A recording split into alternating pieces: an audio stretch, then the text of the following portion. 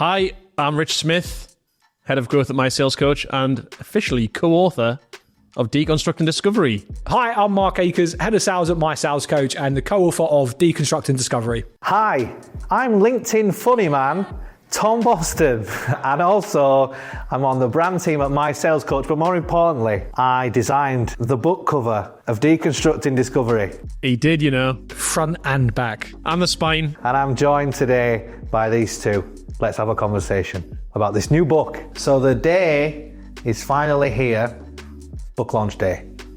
Big day. Huge. I can feel the tension in the air. I need you to loosen us up a little bit. Of book launch day. Filming fireworks. Keep it loose. Confetti coming down. Yeah. Well, I'll set my smoke machine off in a second for the... I love that upstairs. For the launch of the book. It's finally here, guys. Looks great. Yeah, if you do say so yourself, you can judge a book by its cover. For those of you who don't know, Tom Boston designed our cover of our new book, which he's done an exceptional job of. We're so happy with it. Yeah, not that we want to turn to the interviewers, but how did you feel when we asked you to design the cover? Let's not make this all about me. All jokes aside, I don't want to put all the jokes aside. I'll keep some. Big moment, this. 3 years you've been talking about doing this. It's finally here. How does it feel to see Deconstructing Discovery today? It's odd because obviously I've seen this book hundreds of times now, but I feel like I'm seeing it for the first time. Like it's strange. And I think even when we was writing Problem Prospecting, it was like, do you reckon there'd ever be another? No, let's get the first one knocked out. But then from there, it's not unfair to say lots of people said to us, where's the next one?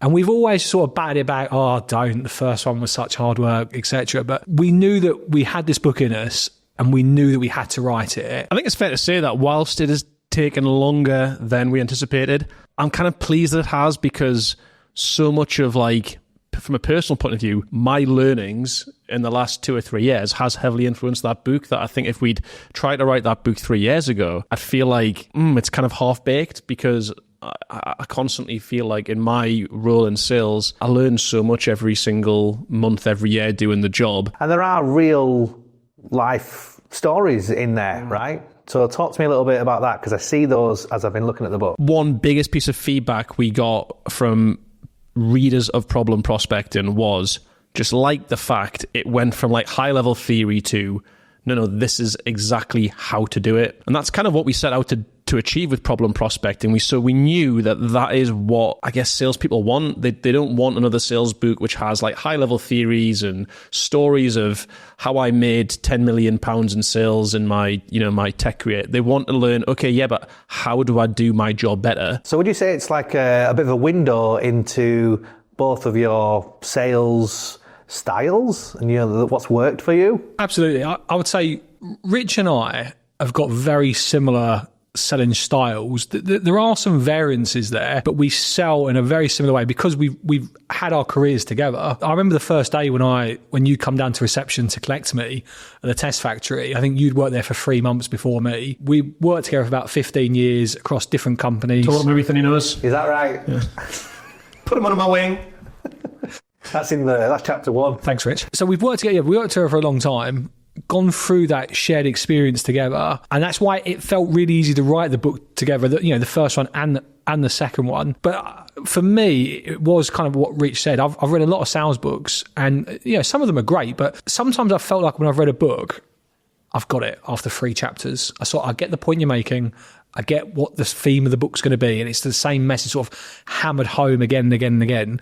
And with this book, it was, one of the reasons it took so long is it's just so hard. When you think of all the different elements of discovery, not just in terms of what you can do, but the different types of prospects that you get, to really break that down into each chapter is a different part of the discovery call, from actually preparing to finishing the call, and then what you do after the call is really complex, but we wanted to make sure that each chapter was new. The way in which I'd encourage people to read this isn't necessarily cover to cover. I think if you know you have a weak agenda, go to the agenda chapter. If you know you're getting beaten up on negotiation, go to the negotiation chapter. Does it make sense to read it cover to cover? Sure. But do you need to get value from it? No.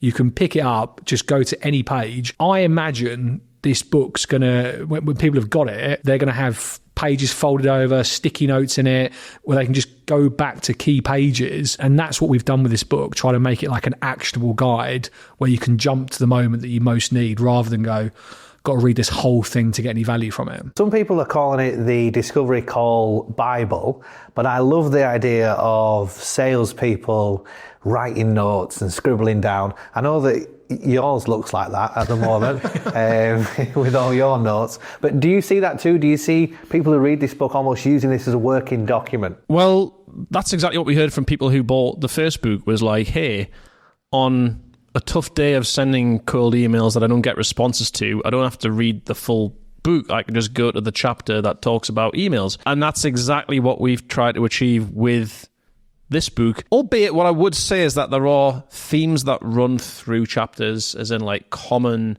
sales principles, belief systems that you need to have, mindset things that you need to have that kind of influence. But I see this, and what we'd love to see this as, and if we get this feedback, it's going to make us very happy, that people see this as their trusty kind of wingman or wingwoman that they have on their desk in those long, hard slogs of days that happen in the world of sales, right? So yeah, we really hope that the same type of use case plays through in this new book too. Love that. So you can scribble on the book, maybe not on the front cover. We won't get offended, yeah. Don't scribble on the front cover. But you may end up scribbling so much that you need to buy yourself a new copy. Guys in sales. I've got some proper questions for you, if that's all right, seeing as we've got a proper setup here. Yeah, since we're all set up. Let me ask you about Chapter 5. The Golden Minute. Oh, yes. That's talked about in Chapter 5. What is the Golden Minute? So I stole that from Trevor McDonald, except he had the golden hour. So I really like sort of detective shows. Trevor McDonald had this, the first hour in a crime is the most important hour because that's where all the key information is. And if you can move quick in that hour, you've got a better chance of solving the case. And when I listen to discovery calls and when I coach calls or review my own, the golden minute, right, not the hour, because that's just too long. The golden minute is after you've delivered your agenda, the prospect tells you why they're here, why they agreed to take the call, why they booked the call, why they've said yes. And it's that golden minute that I hear what's going to happen. Like I can almost feel the outcome of the discovery call before anything else. What do they say? How do they say it? What's their need? What's their urgency? What's their drive? What's their problem? And what does the rep do with that information? Also, what they choose not to share, or what they're kind of dancing around, or things that they may say something a little about, potentially something that's much bigger. But it's funny because like we've lost count of the amount of hours that we've sat on coaching sessions, team coaching sessions, where we've played out the golden minute of a discovery call. And you could almost run the entire session on that golden minute, where you hear the first few words that a prospect says as to why I'm here. You get to dissect, okay, what did we hear? What didn't you hear? And if you were in this situation, where would you go next? And as Mark says, so many times you hear the opening of that call, that golden minute, and you can almost predict what could happen in this call. And it's often the piece of the call that I think a lot of people fail on, quite frankly, which is why we dedicated such a hefty chapter to it. Like they get the golden minute and they waste it. Too many times I hear a prospect almost spill their beans. This is why we're here. And the rep goes, great, let me tell you about our business. And he's like, no, there's so much you can ask there. And when I'm coaching discovery calls, I love to pause the call there and say, right, everyone, write down what you heard, write down all the possible questions you could ask at this point. And the lists are huge. And I'm like, so why aren't we doing that? This book is what to do when you have that golden minute and how to make the most out of it. So you talked about questions, which takes me on to my next question. It's almost like we've planned this. What's your favourite discovery call question? Obviously, there's a lot of content in this book around this, but if I could throw it to you, Rich, what's your killer question on a discovery call? There's a number, and it can happen, different questions probably for different stages of discovery, because I think, and again, like we think of discovery as being this one call that happens, when actually discovery is something that happens through the entire sales cycle. One of my favorite questions, and again, this is in the book, and I think in sales I think the line that we use in the book is that salespeople kind of agonize over kind of like wordsmithing questions, and actually they spend too much time agonizing over creating the perfect question, when actually the best question I've often found is, can you tell me more about that? It's a question, but it's also a request as well, deep down. And the reason why it's so powerful is you can use that question when you've heard something that you want to explore further. Prospects may be dropped in a little bit of surface level pain, but you want them to expand on that because you believe there's bigger pain beyond that surface level issue. But it's also a great question for people to use, salespeople who often get tongue-tied on discovery calls. They've kind of heard the prospect say something and they kind of don't know where to go next. Oh, what's the next question? Actually, if they said, hey, you just mentioned their X, just curious, can you just tell me a little bit more about what you meant by that? And it's amazing what happens. Prospects will usually always go again. They'll never kind of think it's strange or unusual that a salesperson's asked it. In fact, prospects actually love it because it shows that you're curious, you're looking to understand at a deeper level. And that simple question or request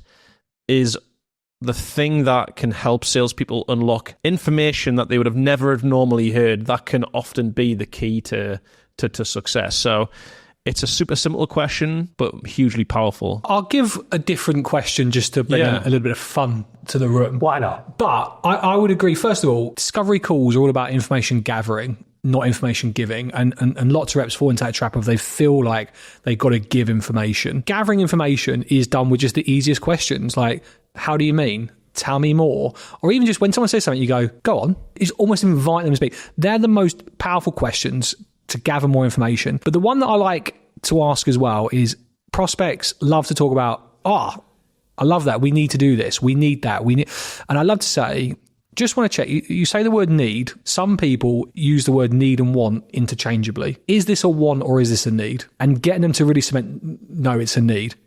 Tell me why. Go on. That's a different question that I like to ask, but I agree with Rich's sentiment. It's the simple questions of go on, tell me more, how do you mean, like how. So I'll chuck one more in, and this is where you're kind of testing a prospect's commitment to solving the problem. In fact, I did this on a discovery call just this morning. The question I asked the prospect was, correct me if I'm wrong, but this doesn't sound like the biggest problem in your world right now. Debatable whether that's a question. I'll say it's a question because I'm kind of looking for the prospect to give me a response. And I say that when I feel like the prospect is actually quite comfortable with their situation. They might have shared some issues, but I'm kind of sat there thinking, this doesn't sound like it's a massive problem. And why I love that question so much is you get to really see how big their problem is, because some prospects get the sense that you're about to do what most prospects don't associate with salespeople, which is kind of say, hey, it's actually okay if this isn't a good fit. They feel like you're going to back away, whereas most prospects think salespeople are there to push the sale. And what happens is that the prospect will say, no, actually, this is actually a big problem. They feel like they've got to give you something. Some prospects say, you know what, you're right, it's not. Great. Either of those is a great outcome for me. One obviously better than the other, but they're both great outcomes. Well, I've heard you say that on calls, and it's really refreshing, right? Because again, as a salesperson, we get told, dig for the pain, try to highlight the deal. But actually, I've even heard you say, it sounds like you're not going to buy this. That's quite powerful. Whenever I ask a salesperson, who's your competition? They rattle off a list of companies and always say, do nothing's your biggest competition. Like, that's the easiest thing for someone to do. But people fail to realize that that's an option. They think, well, they're going to do something. It's that assumption. It's those happy ears. And again, it's gathering the information to be able to draw the right conclusion. And ultimately, your job in a discovery is to get to the truth. That is your job. And again, this book really lays out how you get to the truth so you can help your prospect to buy. It's not to sell to them, it's to help them to buy. Let's talk about problem prospecting. That was a #1 bestseller. It's given to a lot of teams when they start in their role. I see this going down the same route. What do you think would be the best way for new sellers to use this book most effectively? I think the best way to use it would be for new sellers, is focus on probably those first few chapters, because the way that we've tried to construct it is a little bit like a deal cycle. Chapter 1 is all about, before you even get on a discovery call, how do you prepare for it? Even down to is your screen set up where it should be? Have you got certain tabs open that's going to help you in the call? How do you prepare for a discovery call? How do you have the right mindset? How do you do the right research going at the call? Then how do you kind of nail that golden minute? Really, until you execute those things, the other stuff doesn't really matter, in the sense of until you start having higher impact discovery conversations, you're never going to get to the next phases in the book, which is like, how do you engage with the stakeholders in the deal? How do you negotiate more effectively? So for new sellers who are like, hey, I just want to nail the basics, I'm like, right, focus on the start of that book. Practice getting really good at that. And again, Deconstructing Discovery gives you those talk tracks.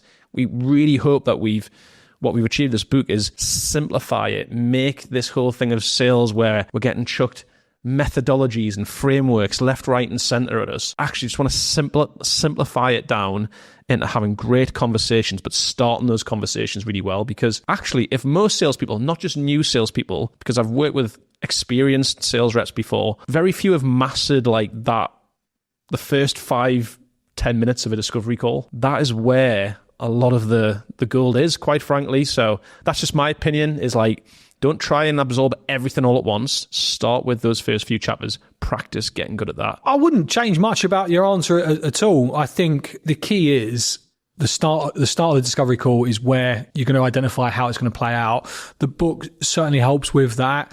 I think what this will do, though, is give you also comparisons into what an average performing rep would say versus a top performing rep. And throughout the book and the transcripts, we give examples of, this is what your average rep would say, this is what your high performing sales rep would say. Look at the difference and try to understand that. I think, like anything though, what this book will do well is give you the bite-sized pieces that you can implement. I think start to try and implement little bits at a time. And really that's how we've built our careers. It's not like overnight we just got it.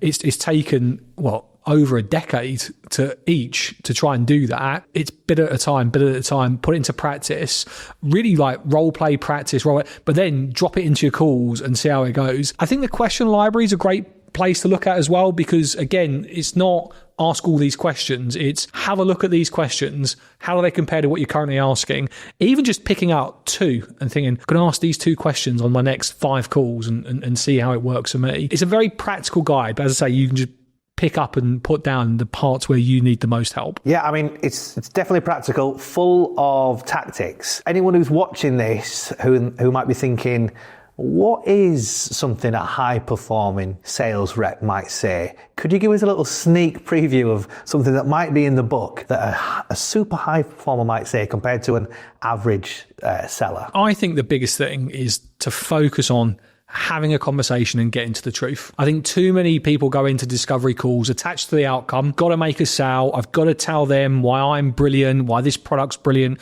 why they need it. Actually, strip all that back. Focus on, why is that prospect here? What problem are they trying to solve? Are you even able to solve it? Are they serious about solving it? Have a conversation, get to the truth, ask the right questions, regardless of what the outcome's going to be, and spend your time with people that are going to buy. And this book will help you do that. I'll maybe give like an example of that in the book is strong reps have this ability to, I'll call it calling out the elephant in the room. It's that complete lack of anxiety of challenging prospects or challenging things they've heard because they're afraid it might upset the prospect. So an example of this might be a strong performer on a sales call will hear the prospect say something that might sound like a bit of a red flag. Something that, when I hear that from other prospects, they usually don't buy. And the strong sales rep has the confidence and quite frankly, the belief that they need to do this to get to the truth, as Mark says, to say, Mr. or Mrs. Prospect, one thing you mentioned there does make me a bit concerned based on the experience I've had speaking with other prospects or other people like yourself. Normally when I hear that, what can often happen is that you don't get the buy-in that you're looking for. This opportunity just doesn't progress. Have I called that rightly? The average rep is nervous to ask that question. Even though they may feel it's a red flag, they'll happily just stay quiet, smile, have what we call happy ears, and just kind of hope that it doesn't play out that way. Why? Because they're nervous about calling out the elephant room, challenging prospects because they think they're going to get a bad reaction back. In the book, there's lots of examples of that, of where strong salespeople have this ability to call out the elephant in the room, whereas average performers often lack that. Love that. Yeah, thanks so much for the example. So final question, what's one myth about discovery that you hope this book shatters? I'll give mine. That you have to ask like 50 questions on a discovery call to get to truth or to have done a good job. right? Like, I know people say, like, gotta go deep, gotta ask more questions, more questions. There's a chapter in this book called, getting to compelling reasons to buy. And we lay out an example, real conversation that took place between one of us and a prospect. And it showed you that in 7 questions, I believe it's 7, 7 questions, you can take the prospect from why are we on this call to this is my big problem I need to solve and I want to solve it quickly. What I would say to that is, like, it's how you ask those questions. It's as important as, like, the questions you ask. My overall point is to go deep on discovery doesn't necessarily require 50 questions. Just asking the right questions, active listening, honing on the right things that prospects say. Go back to Mark's golden minute. Prospect can share 50 things with you in that golden minute. How do you choose the most important 1 or 2 to hone in on? Because that's where the opportunity exists. So that's my hopefully the myth that I'm hopefully going to debunk, is that you don't have to ask loads of questions to do great discovery. Mine would be the phrase that irritates me the most about salespeople: gift of the gab. I really get frustrated with that. I've been told for a long time, even before university and at university, I got, you should work in sales, you've got the gift of the gab. And actually, it made me reject a career in sales to begin with, because I didn't want to just have that job because gift of the gab. So the gift of the gab bothers me. What people are going to see in this book is that actually running a discovery call is a skill. It's not just gift of the gab, the ability to talk to anyone. It is a skill. It's what you say, when you say it, how you say it, what you don't say, what you hear, what you choose to do with the information, what you discard, how you play it back, how you gift wrap it, the questions you ask, how you reframe. Skills like labeling, mirroring, negotiation, it's all in there. And anyone that can implement what's in this book, and here's the thing, anyone that tries hard enough can. Nothing in there is impossible. It's all achievable and all doable, but you'll realise what skill is required to run an effective discovery call. By the way, all that in half hour typically, right? It's like 300 and however many pages in half an hour. But that's the myth that I want to debunk. It's not gift of the gab, it's a skill. I'd also, to add on here, like, and I was remember Mark saying this to, like, he said this out loud a few times to people, the career that we've had and, like, getting obsessed with this type of stuff has helped him be a better, like, communicator in his personal life. And I've seen that because I've known him for a long time. When you kind of obsess about this, it can be a massively effective skill that you can transfer into your personal life. Being a better listener, better understander, more curious. People like people who take interest in them. Deconstructing Discovery should help you, like, hopefully be a better communicator in your personal life too. And this hasn't been something that we've learned in 2 or 3 years. This has been 15 plus years of sales, being very bad at sales for the first part of it, just getting through with hard work through to, we like to think that what we've learned certainly over the last 5 or 6 years has really helped us influence what's in this book. Well, there we go. You don't need the gift of the gab, but you might say it's a great gift for sellers, for sales leaders. That's Deconstructing Discovery. I heard a rumour that you nearly deleted the entire book. Is there any truth to that? That's a half truth. I've said this with problem prospecting, same again with Deconstructing Discovery. This sounds crazy, but actually writing the book is probably the easiest bit. It's all of the stuff afterwards. Even though we've had like a professionally edited and proofread, we've had, people formatting it. It's human error, and there's got an amateur for the cover though. Well, yeah, I would say a bit more than amateur. But... Unbelievable. But then what happened is, like, I read through the entire book line by line, wrote down a whole page of edits. Page 176. Need a question mark here. Page 173. This sentence doesn't quite make sense. And I deleted it, and it took me about, 6 hours of work. And your heart just sinks with that type of thing. So yeah, that was fun. His face, like, I was on Zoom. It was late at night. It was like 9:30, beer in hand, going for it. I just heard him go, "Oh no." And I'm like, what? What's happened? And he's not talking. His face goes a different shape. He's like, no, I can't. No, this hasn't happened. I'm like, what's happened, Rich? Like, you want to, like, jump through the screen and be like, what is the situation? He's like, if I've deleted this. I'm like, you've deleted what? What have you deleted? And eventually he found it. I was like, send me a copy immediately. It could have been all over. Well, I know you've got a particular thing about having multiple copies. You don't like people to... Like in. Mr. Backup here. What has it been like working together? I know you spent a lot of time together on the book. Has it been fun? Have you learned anything about each other?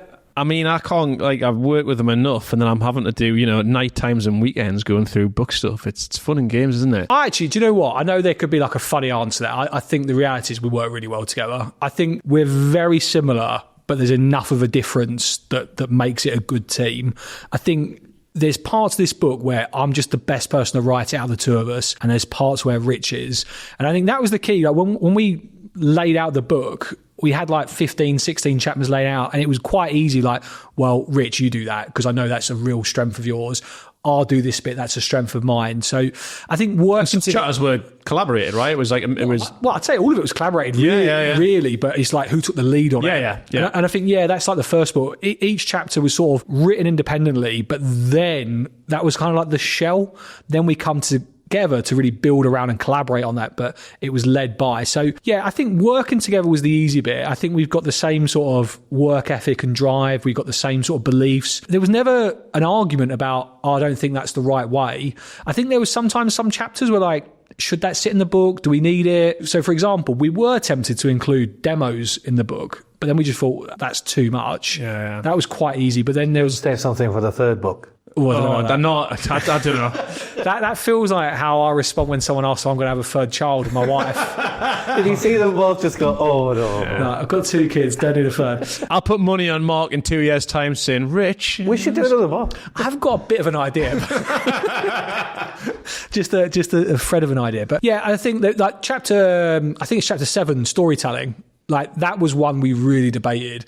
I think the truth is because we didn't quite know what to put. And then when we really got together and really thought about, well, how do we run discovery calls? We knew storytelling was a key part of how we sold, but like, that's an example of where that's a really hard book to write. How do you write a chapter on storytelling for a large audience of people that have different stories to tell? So we had to really break down the different types of stories, how you weave them in, why storytelling's powerful and important. And really that is the whole book. It's all come from our lived experiences of selling and putting it all together as an actionable guide. Yeah, I mean, I was having a look at it as well. I saw that there was literally sort of screenshots of actual discovery calls, the amount of time that the prospect spoke, like where you kind of interjected, and that's all in there, right? So like we're getting kind of really tactical here with this thing. It really isn't a theory book, which are the sales books I get frustrated with when they're just full of theory. This is literally, we have done this. This works for us, but we're not just going to tell you what to do. We're going to show you exactly, in many cases, line by line, what to say and why it works. One of the ways in which I see this really helping is we've always imagined being at your desk, not having access to a manager, not having a manager that you can quickly pick up the phone to or go and speak to, but needing help. This book is that guide because when we started out in our careers, we didn't have that. We actually lent on each other, and we didn't have the answers. Like we're both early in our careers, and that was again like the first book. This is the sequel to that, but this was we don't have a manager. Where do we go for the answers? I haven't got a theory here. I've got real actionable guide that I can implement immediately. And that really has become a theme of, I think, what we're known for. It's not fluff, it's actionable. If you read something we post, you can go and put it into practice on LinkedIn. This is exactly the same, but it's condensed into a book that you can just have by your side, jump to the chapter that you need to. You get off a bad call. I got beaten up in negotiation there. Let me see. That's what I should have done. You've got a call coming up and you know that you need to get this person to a point where you can help them decide they need a buy. Right. Let me read how to build up pain. I know I need to multi-thread. Let me go to that chapter and see how I can do that. So it's meant to be that really helpful guide for people that need it. Like a study guide, if you were at university or whatever. Yeah, that's a fair, good way of putting it. So I saw in there about mirroring, right? Can I ask you about that? Because I've been told as a seller, just mirror. Is that what you do? Talk to me about that. Sometimes. I think... Sometimes? That's it, right? So live in action mirroring. Match the energy. Match the energy. Mirror. If they lean in, you lean back. What is that true? Mirroring, it's like anything, it's timing is key. We obviously show examples and talk about examples of what is mirroring, what does it look like in practice. You have to be selective. You can't do an entire call where you just mirror someone and just repeat their words back at them, because that would feel weird. But I've been on calls where that's happened to me and it feels weird, but when you're very selective about when you do it, it can be a very powerful way of just getting a prospect to talk more. And a lot of the time that is part of the challenge, right? Come back to my, one of the question of tell me more about that. Mirroring helps you kind of do that without even having to ask that question. I think what's really helped us is for pretty much all of our careers, we've sold to sales leaders. So when we get on that discovery call, this is the situation we find ourselves in. We're selling to someone that has clearly been a successful individual contributor. They've been promoted to a manager. Naturally, as does everybody, they have a level of ego because they've been successful, they're now a manager. We're instantly judged by them. We're held to their standards. They're enjoying, as a sales leader, being sold to, like that, let me sit in the chair, this is my turn, right? But what we're selling, so when we're at Refract, now at MySalesCoach, are services to improve the performance of your sales team. So you better be good, because you're a product of your service. And we had that refractal time, we have that here. So there's no hiding place. So what we've had to do over the years is get really good at this. When we get, time to time, people go, I see what you're doing. Oh, I noticed what you did there. And you'd think that's a compliment. It's not. You're like, right, I need to rethink that. We really had it hard in that sense, selling to sales leaders, technology or coaching services. I used to work in sales. So don't try that trick on me. You'll not get one past me. Let me tell you. I know. I've read the book. Yeah, it wouldn't work on Larry, I don't think. No, it wouldn't. Well, thank you so much for talking me through this book. I genuinely enjoyed reading it. But more importantly, where can people get a copy of this book? It's that little known website called Amazon, you might have heard. That's where you go to buy it. If you've got Prime, you should get it tomorrow. But yeah, you'll see it there, and we'd love anybody who buys this book, gets a sense of fulfillment, enjoyment out of it. Leave us a review. And we've got also in the back of the book, we say one of the most gratifying things about problem prospecting is we got so many messages individually, collectively, from sales reps telling us how much they enjoyed the book, how transformative it had been for them, how it helped them. We'd love to hear those same stories. That's what makes it worth it. We don't write this book to make money. You can't make good money off writing books and publishing on Amazon, really. It is actually to see the impact it makes on other people's careers. And makes a great LinkedIn photo, right? Being able to hold the book up. It does. We'd love to see that. We would love to see that. Tag us in it. Sieve Green on LinkedIn. Yeah, we'll give that a like. Maybe a retweet, as the kids say. Yeah. I don't know. Is that? It's not like a read. Is it repost now? Social media. Don't ask me. I don't know.